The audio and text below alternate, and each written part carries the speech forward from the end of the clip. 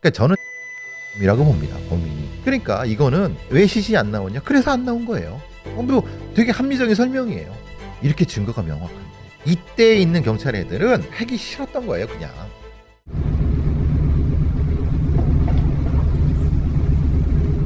유동인구가 많은 대학가부터 고속도로 휴게소나 대로변에서도 전국 곳곳에서 볼 수 있었던 현수막이 있습니다.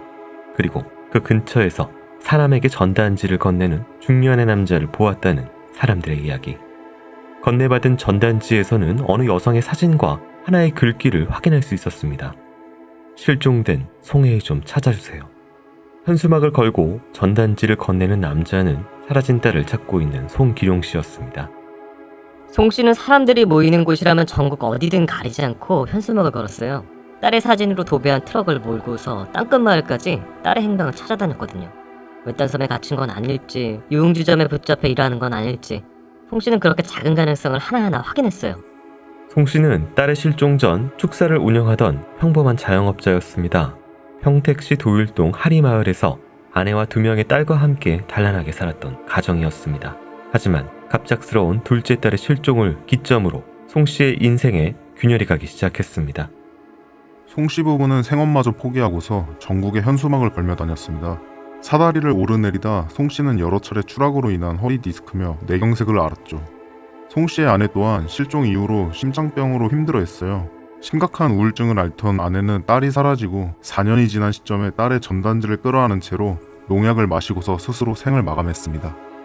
연이은 가족의 상실에 송 씨는 자신 또한 극단적인 선택을 마음먹었다고 말했습니다. 다리에서 투신하는 등 몇 차례 직접적인 시도가 있었지만 이내 그러한 결정을 내려놓았습니다.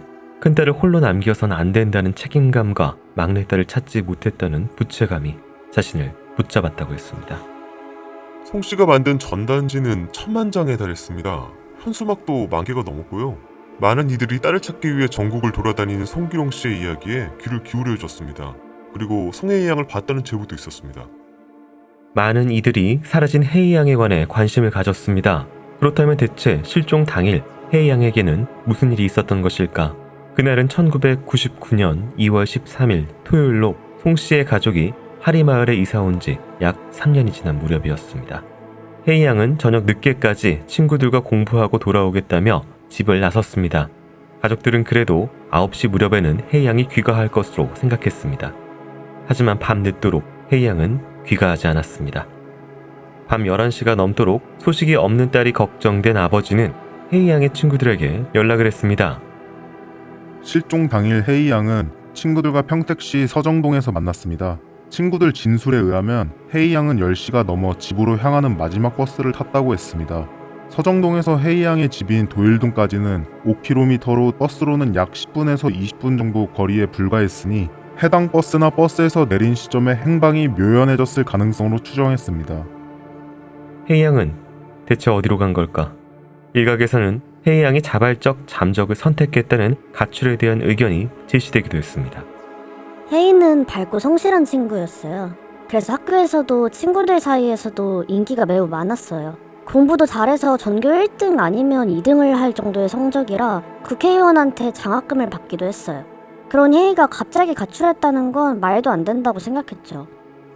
아무런 징조조차 없이 어느 날 갑작스럽게 사라져버린 18살의 혜이 양. 그리고 그런 딸을 찾기 위해 전국을 정처 없이 떠도는 아버지 송씨. 1999년 2월 13일 그날의 진실을 알고 있는 사람은 대체 누구일까?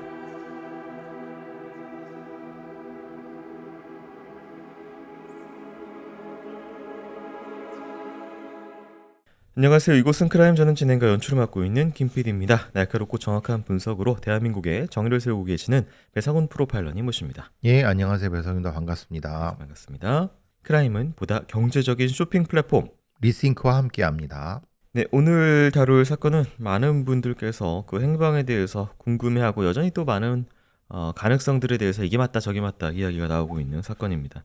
또 해당 버스 정류장 인근에서 저희도 다뤘지만 또 다른 사건이 또 발생해서 이거 연쇄범죄 아니냐라는 얘기도 있었고요. 또 아버님에 대한 안타까운 이야기도 전해주고 있는 사건입니다.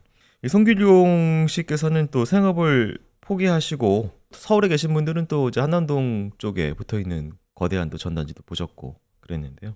가족이 이렇게 계속해서 매달려 있던 부분도 안타깝게 알려져 있습니다. 네, 실종 사건 그리고 전반적인 이 스케치 어떻게 봐야 될까요? 이 사건은 뭐 많은 분들이 그 프랭카드를 보셨을 거예요.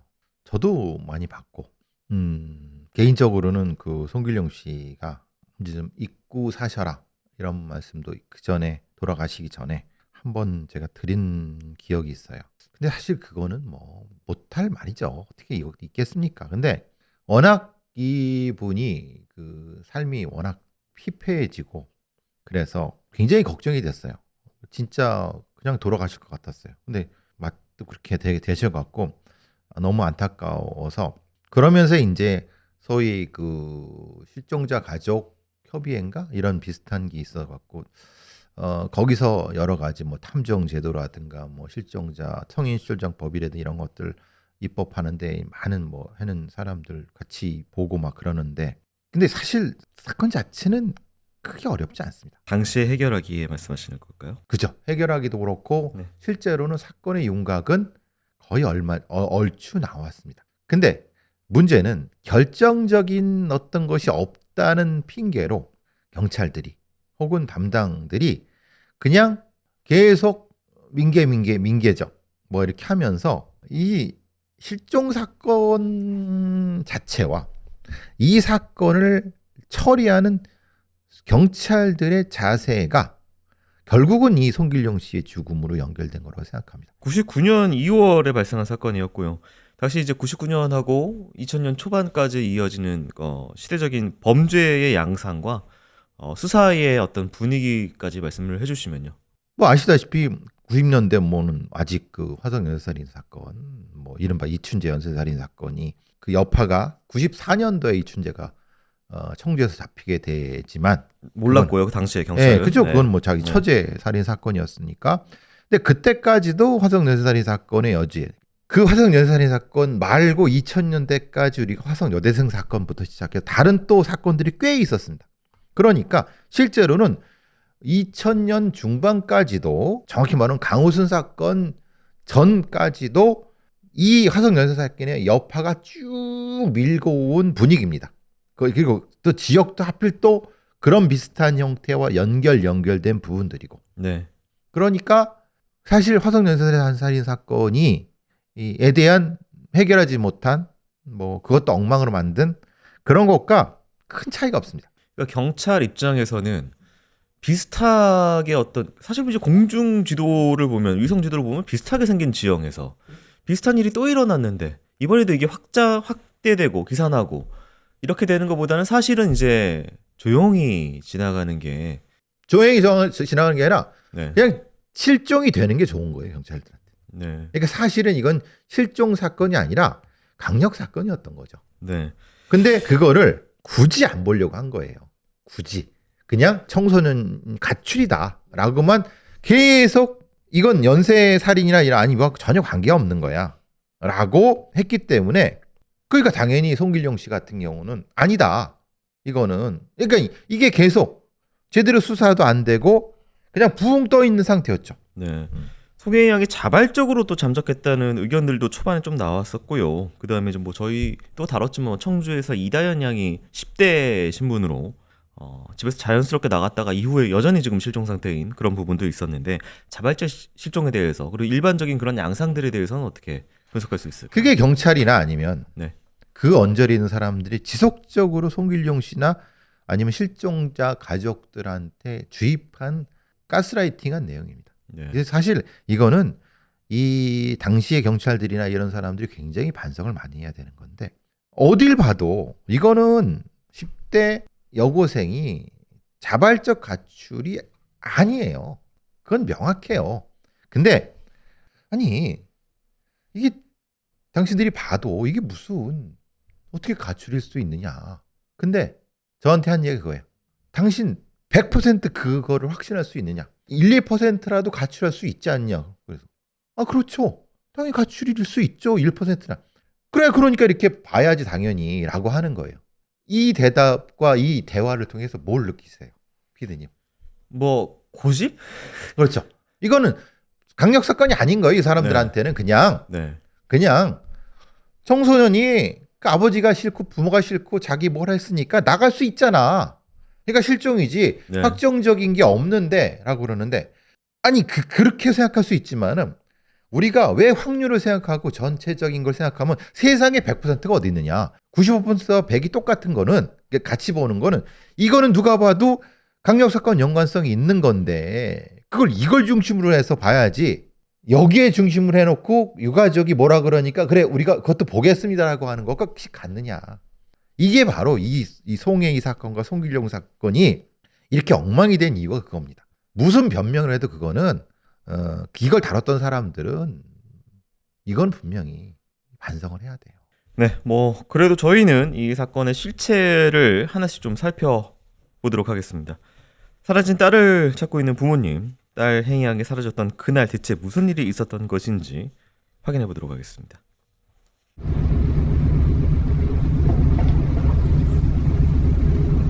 송규룡 씨는 딸이 귀가하지 않자 마지막으로 버스를 탔던 서정리에서 도율동을 수차례 오가며 혜이양을 찾아다녔습니다. 그렇게 시간은 새벽 5시가 넘어갔습니다. 송 씨는 딸아이가 사라졌다는 상황을 파출소에 신고했습니다.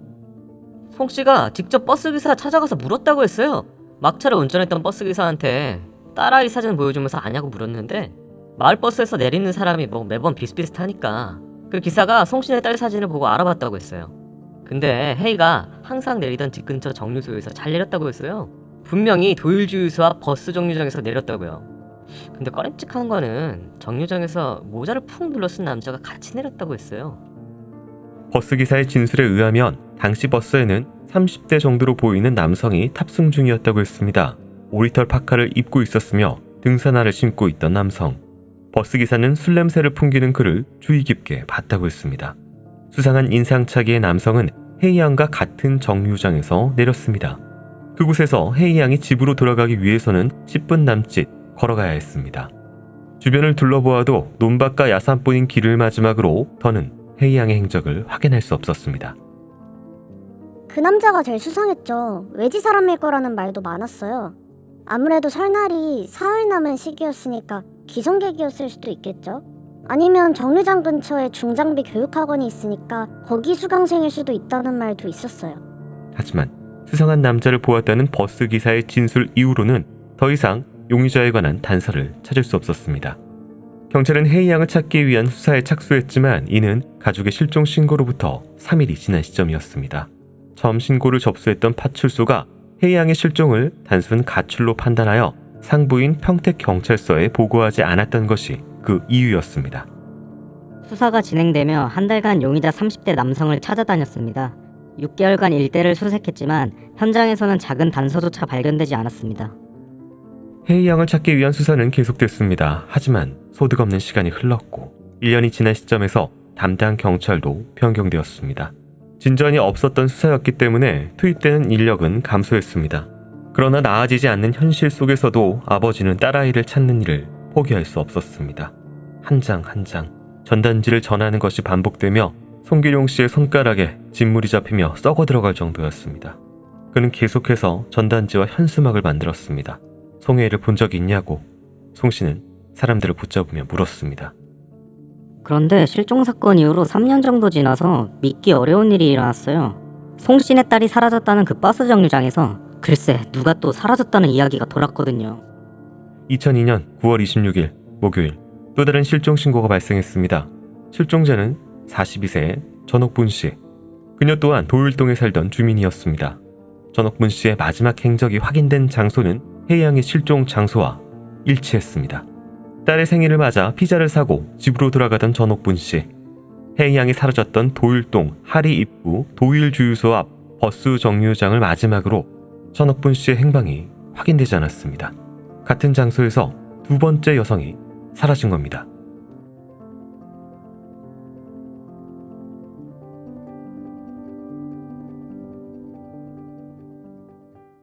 네, 큰 골자는 혜이양은 친구들과 늦은 시간에 헤어져서 마지막 버스를 탔고 내리고 사라졌다. 그곳에 관련된 친구들의 목격담, 버스기사의 목격담, 동선 이런 것들이 추가된 사건입니다.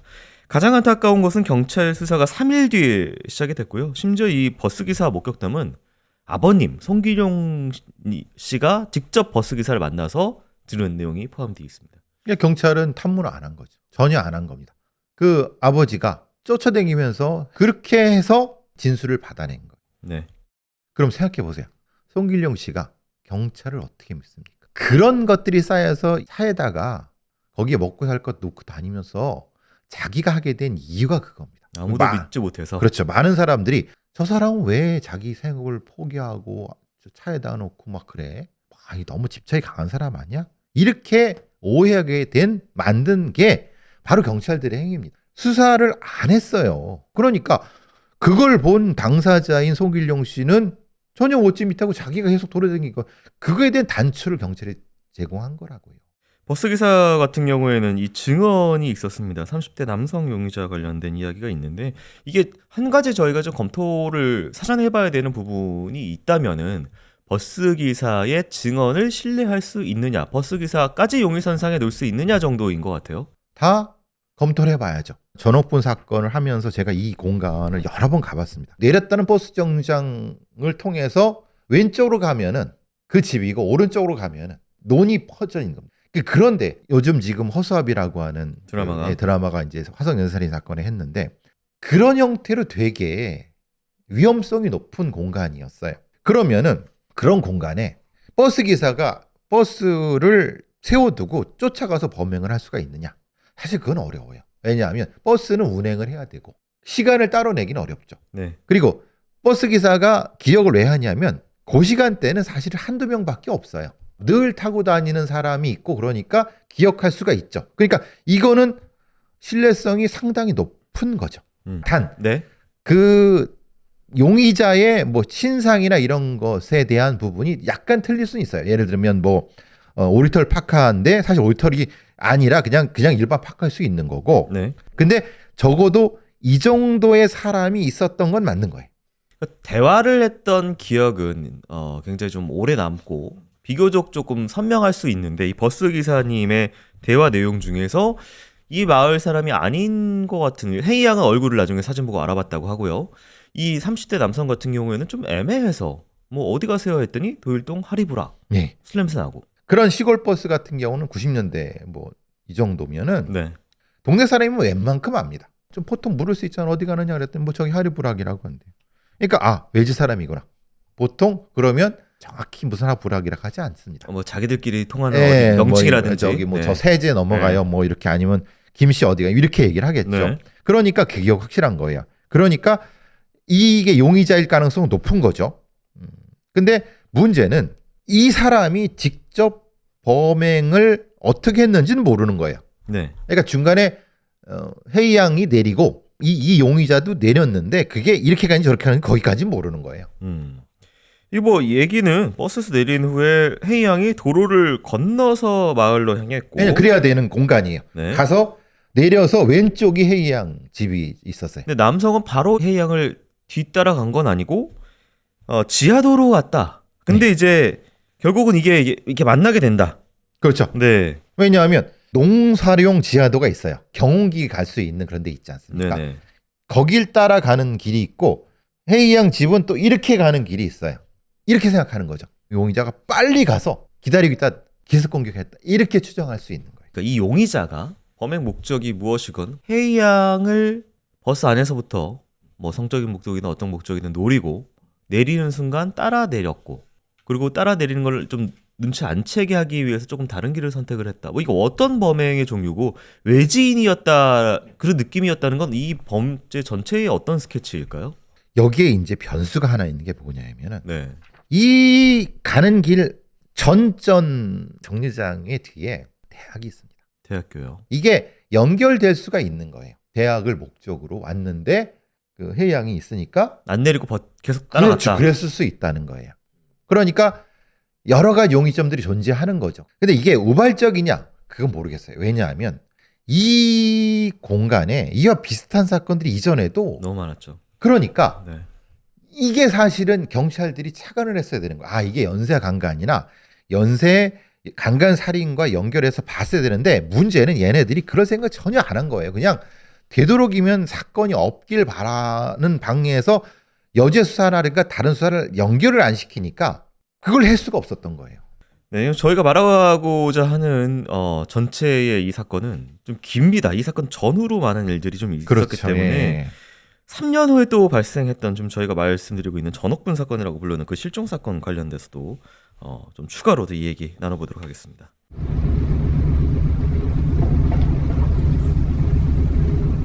도일동 하리 입구 도일 주유소 앞 정류장, 그곳에서 2명의 여성이 사라졌습니다. 두 사건은 비슷한 양상을 보였으며 이는 실종 장소 외에도 공통점을 지니고 있었습니다. 전옥분 씨의 남편은 12시가 넘도록 아내가 돌아오지 않자 파출소에 신고했지만 야간이라는 이유로 신고는 접수되지 않았습니다. 그렇게 다음 날이 되어 접수된 전옥분 씨의 실종 신고. 그러나 이번에도 혜이양의 사건과 흡사하게 단순 가출로 간주됐습니다. 당시 중학생 딸이었던 전옥분 씨의 자녀가 마지막으로 전옥분 씨와 통화를 했습니다. 피자를 사느라 좀 늦었다며 이제 버스를 탔다는 내용이었습니다. 하지만 전옥분 씨는 집으로 돌아오지 못했습니다. 그렇게 142일이 지났습니다. 그리고 사라졌던 전옥분 씨가 나타났습니다. 정류장으로부터 400m 떨어진 곳에서 전옥분 씨의 시신이 양말만 신은 채 나체 상태로 발견됐습니다. 성별조차 가름하기 힘들 정도로 부패된 시신, 범인 역시 끝내 밝혀내지 못했습니다. 마을 인근에서 발생한 2번의 실종 사건, 이를 시작으로 감춰두었던 또 다른 이야기들이 드러났습니다. 사람들이 말하지 않았던 사건들이 더 있었어요. 남자 3명에게 납치되어 산을 끌려가 성폭행을 당했지만 그게 부끄럽다고 말하지 않고 숨겼던 여자분이 있어요. 그리고 그런 사람들이 한두 명이 아니었던 거죠. 마을 사람들은 충격적인 이야기를 전했습니다. 함께 버스에서 내린 남성이 갑자기 긴 막대를 휘두르며 위협적으로 달려들었다는 사건, 시장에서 참외를 팔고 온 모녀 둘이 모두 괴한에게 성폭행당했다는 사건 등 알려지지 않았던 다수의 성폭행 사건들이 수면 위로 드러났습니다. 그러나 수차례 발생한 성범죄에도 불구하고 명확한 가해자는 체포되지도 특정되지도 않았습니다. 그렇기에 일련의 사건이 혜이양의 실종과의 연관성을 증명할 수도 없었습니다. 그렇게 지지부진한 수사에 송 씨는 딸의 생사조차 확인할 길이 없었습니다. 뭐 매번 수사 중이라고 말은 했지만 밝혀진 게 아무것도 없었어요. 송 씨의 딸이 실종되고 5년 정도 지나니까 그 집 딸내미가 스스로 잠적했을 가능성이 있다고 경찰이 말했대요. 말도 안 된다고 송 씨 주변에서도 부인했는데 경찰은 또 그런 가능성에 무게를 두고 수사하겠다고 하지 뭡니까? 아버지는 딸이 자발적으로 사라졌을 가능성이 있다는 말을 믿지 않았습니다. 하지만 2004년 2월 부산광역시에서 송혜이 양의 명의로 인터넷에 접속한 기록이 포착됐습니다. 희미하게 보인 희망을 확인하기 위해 경찰은 부산으로 향했습니다.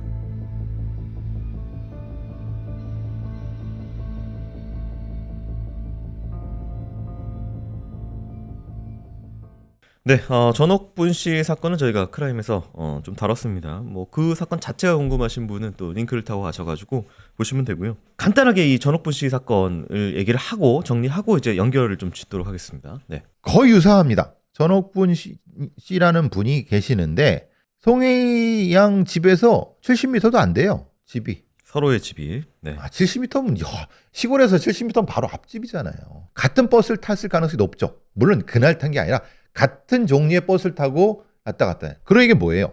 범인도 같을 수 있다는 거예요. 생각해보세요. 3년 뒤이니까. 근데 혜이 양 집과 전옥분 씨 차이에 그 사이에는 제 기억으로는 동선이 비슷해요. 그 동선을 따라서 범인이 계속 움직이고 있었다. 그러니까 이 전옥분 씨 남편이 자기 부인이 안 돌아와. 12시간 넘도록 버스를 탔으면 사실은 버스 끊기니까 빨리 가서 파출소에 신고했어요. 그때도 문제가 됐지만 이 파출소에서 네. 야간이라 신고를 안 받았어요. 이런 정신 나간 인간들이 있습니까? 근데 또 그 다음에는 황당한 거죠. 그냥 단순 가출이죠. 아줌마가 어디 실종이겠어 이 하고 해갖고 네. 결국은 한참 지난 뒤에 뭐가 됐냐면 쭉 가는 데서 오른쪽으로 쫙 제가 거기를 싹 다 뒤져봤어요. 논도 있고 있는 데인데 밭과 밭 사이에 약간 풀이 있는 거기에 이 전옥분 씨 시신이 있었던 거예요. 네. 142일 뒤에 발견된 양말만 신고 나체 상태였고 성별이 가름하기 힘들 정도로 부패가 되어 있었다. 안 찾은 건가요? 못 찾은 건가요? 그 시체는 계속 거기 있었는데. 142일 동안에 예. 그러면 경찰들이 좀 거기라도 좀 약간 두지역이라도 했으면은 시체는 미리 발견됐을 텐데 그때도 제가 그 전옥본 씨 사건 얘기하면서 너무 좀 안타깝고 한심하다고 말씀을 드린 바가 있습니다. 그리고 당시에 이 동네 분위기를 또 말씀을 드리면은 다수의 성폭행 사건, 괴한에 의한 이때 당시 분위기는 피해자가 쉬쉬하는 네. 그런 상황. 몇 정거장 뒤에 있던 학교 거기에 그런 놈들이 있대. 예전에 그 오렌지족이라고 하죠. 뭐 이런 90년대 그런 사건에서 예를 들면 차 타고 돌아다니면서 네. 그 지나가는 여자들 희롱하고 그런 거를 조금 의심했다고 전옥분 사건을 말씀드렸어요. 네. 근데 문제는 경찰들이 그런 용의자들을 고민했어야 되는 거예요. 차량에 있어서 이동성이 있는. 네.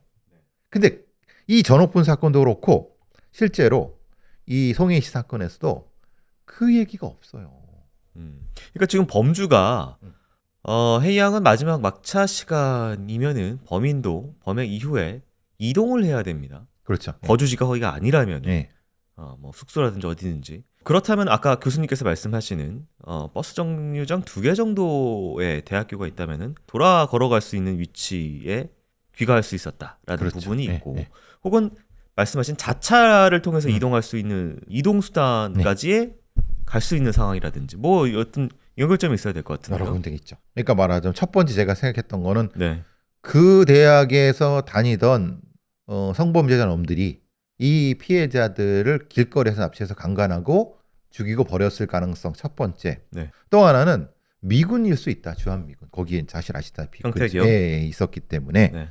지금의 평택하고 완전히 다릅니다. 아시다시피. 그래서 그것도 살펴봐야 된다. 그러니까 이 몇 가지들이 다 살펴보지 못한 거예요. 네. 그러니까 분명한 거는 아니 저 시골에 뜬금없이 어떤 그 마을 사람이 아닌 지나가던 범죄자가 뭘 했을 수 있느냐? 그렇게 우연히 있을 수 있느냐? 근데 이 근처에 다른 어떤 용의점이 있는 사람들이 모이는 곳이 있었다고 하면은 네. 거기가 충분히 고려 대상이어야 되는 거죠. 그러니까 여기 거주민이 아닌 경우에 우연히 조우해서 성폭행하기는 힘들지만 이 지역 자체가 성폭행이 자주 일어나는 지역이면은 이 지역에 그 성폭행을 하러 와서 우연히 다니는 여자를 하나를 발견해서 할 수 있는 범인일 수도 있고. 그렇죠. 네. 그래서 그것은 그 근처를 돌아다니면서 버스를 늦게 타는 여학생이든 그 가정주부든 이런 사람들을 노리는 네. 그거는 화성 여대생 사건도 똑같습니다. 그렇게 피해를 당한 거잖아요. 고민이 없었어요. 이거 전혀. 그냥 고민 없이 뭘 했습니까? 둘 다. 가출이라고 그랬잖아요. 그냥. 이 얘기 좀 꼭 해야 되겠습니다. 전옥북 씨 사건 같은 경우에는요. 경찰이 남편분께 집 나간 아줌마는 3일이면 들어온다 라고 얘기하면서 단순 실종 사건으로 당시 기록을 했고요. 이후 142일 만에 시신이 발견되자 그제서야 수사에 나서는데요. 당시 이제 남편 같은 경우에는 이제 최근이죠. 이춘재 연쇄살인 사건이 피해자 유류품 DNA를 통해서 밝혀졌기 때문에 그러면 이제 우리 아내도 유류품에 이제 혹시 뭐가 있을까라고 해가지고 경찰 찾아갑니다. 근데 보관하고 있을 거라고 생각했던 유류품은 없어졌고요. 그러니까 경찰은 남편한테 돌려줬다 그러는데 남편은 받은 적이 없었고 증거보관실 같은 경우도 재수사 결정이 돼서 증거보관실에 당연히 있어야 되는데 아무것도 증거가 없습니다. 경찰 내에 보관하고 있는. 진짜 개판이다가 몇 번 말씀드렸어요. 증거 보관 규정도 다 어겨. 뻔합니다. 이거는 지들이 잊어먹고 그냥 이렇게 퉁친 거거나 전달했다고 네. 그냥 말로 퉁치는. 최악의 경우는 네. 이 경찰놈들이 그걸 그냥 소위 말하는 화성 연쇄살인처럼 태워버렸을 수 있는 거예요. 진짜로 이거는 화성 연쇄살인의 8차 사건 김현정 사건 때 뭐 했습니까? 저 유고를 이 경찰놈들이 태워버렸잖아요. 그 가방 다. 거기서 벌어진 일이에요. 근처에서. 이때 있는 경찰 애들은 이걸 연쇄살인 사건이 이걸 하기 싫었던 거예요. 그냥. 그러니까 다 그냥 실종이야 가출이라고 다 처리하고 굳이 안 하려고 했기 때문에 이 사건이 이렇게까지 온 거지. 제대로만 했으면은 이렇게 증거가 명확한데. 용의점도 있었던 것도 있고 적어도 그러면은 다른 강간 사건을 다 두셨을 거예요. 제대로 된 경찰이라고 했으면. 하나도 안 했잖아요. 네, 그러다가 부산에서 갑자기 혜이 양 관련된 기록이 하나 나옵니다. 2004년 2월에 인터넷 접속 기록이 하나 나오게 되는데요. 당시 부산에서 어떤 일이 있었던 건지 살펴보고 오도록 하겠습니다.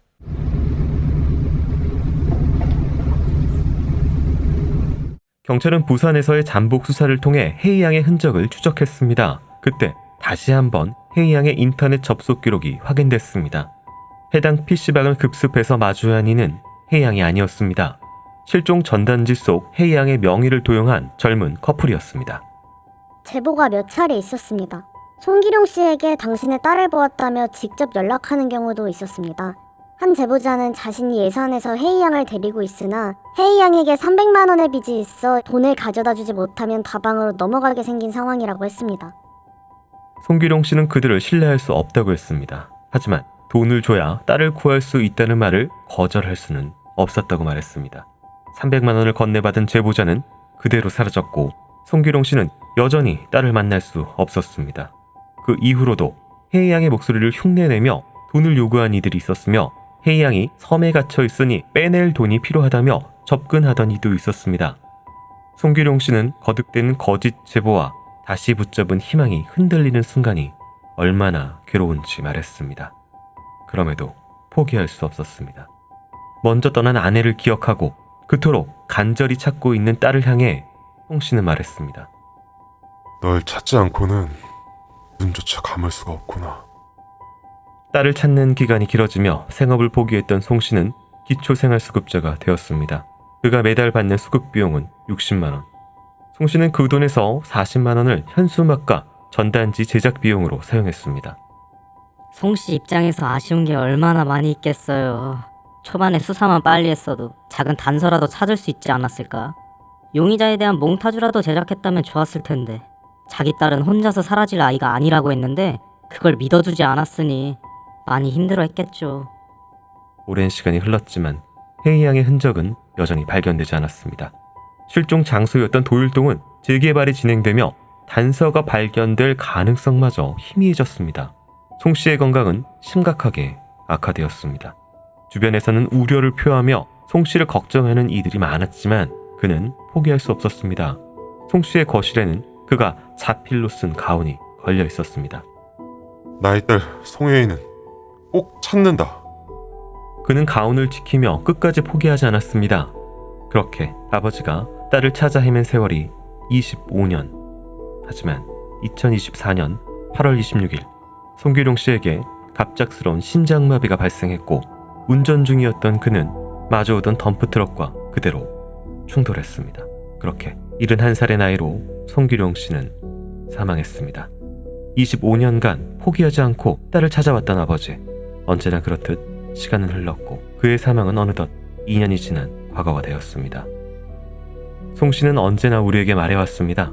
실종된 송혜희 좀 찾아주세요. 그리고 세상은 그가 한평생을 찾던 송혜희 양의 생사를 여전히 알지 못합니다. 송혜희 양은 어디에 있을까요?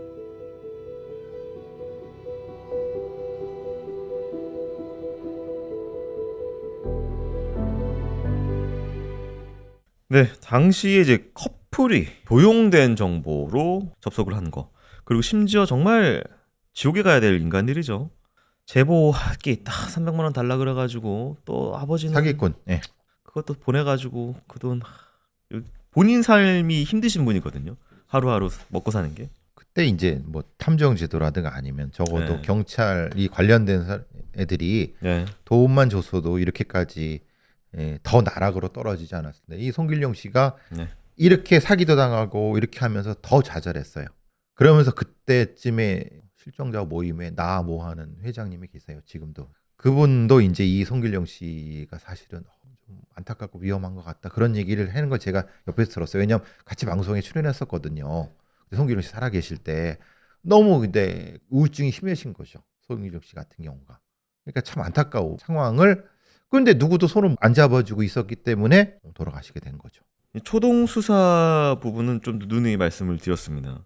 굉장히 안타깝게도 그 부분이 좀 제대로 되지 않았고 제보 관련돼서도 이제 사실 거짓 제보가 좀 계속 들어오는데 이런 부분이 사실 이번에 또 좀 다르긴 하지만 늑구 사건에도 뭐 AI로 네, 잘못된 그죠. 거 하나로 인력이 다 혜택 가지고 시간이 더 걸린다든지 네, 그렇죠. 네, 거짓 제보가 사실 또 이 수사를 흔드는 데 좀 많이 영향이 있는 것 같아요. 그렇죠. 사이버 레카도 그렇고 뭐 네. 여러 가지 나쁜 놈들이 꽤 되죠. 네. 이런 부분들을 좀 걸러내지 못한 부분도 있었고, 사실 경찰이 했다고 하는 네. 뭐 그 30대를 찾기 위한 뭐 성매매업소 기술학교 웃긴 소리입니다.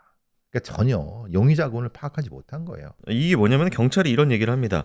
얘기한 의문의 30대 남성 저희가 찾기 위해서 주변 마을 찾았습니다. 또 야간 기술학교 있다 그래서 거기도 찾았고요. 일대도 또 성매매 업소도 수색했지만 그 용의 남성 못 찾았습니다. 성향도 못 찾았습니다.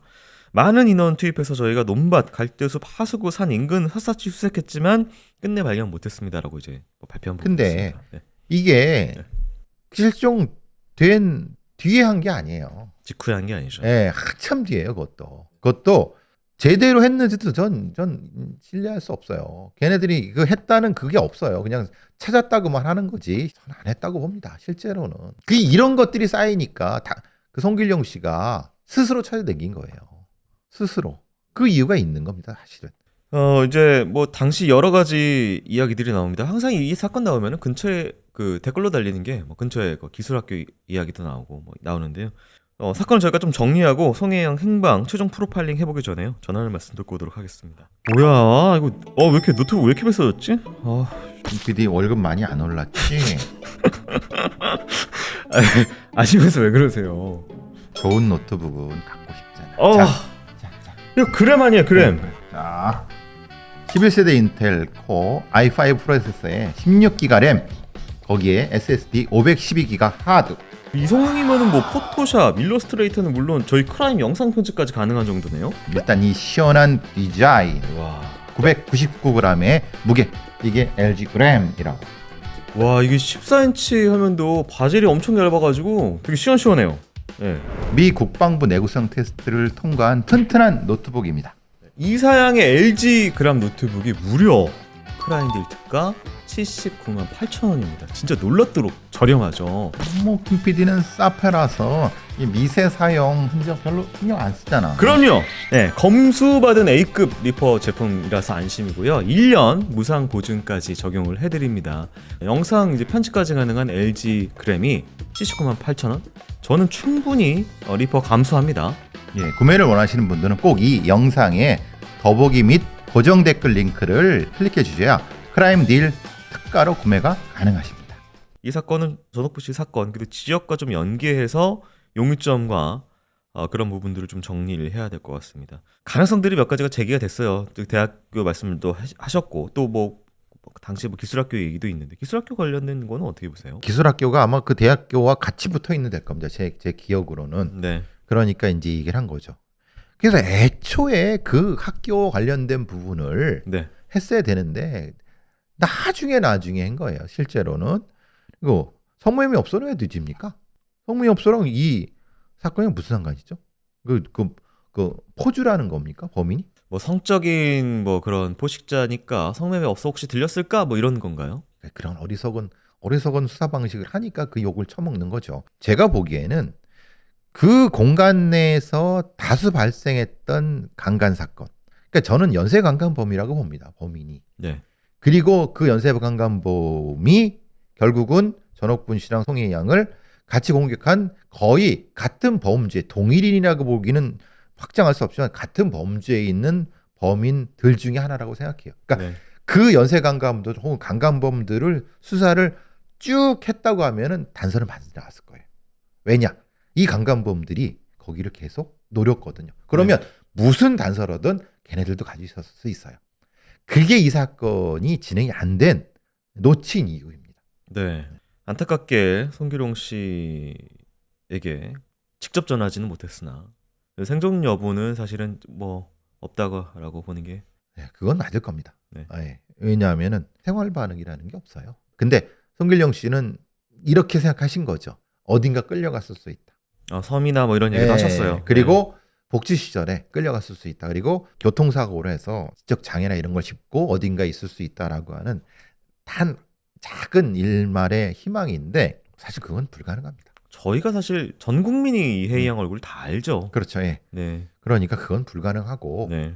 그렇기 때문에 사실은 이거를 명확히 경찰에서 이 수사를 통해서 얘기하고 같이 뭘 했으면은 최소한 송길용 씨가 돌아가시는 일까지는 없었을 것이고, 사실은 그냥 방치한 거예요. 그냥 그래 너는 그냥 찾아다녀라. 그러다가 뭐 어떻게 뭐 알아서 하고 우리는 뭐 최소한 다 했잖아.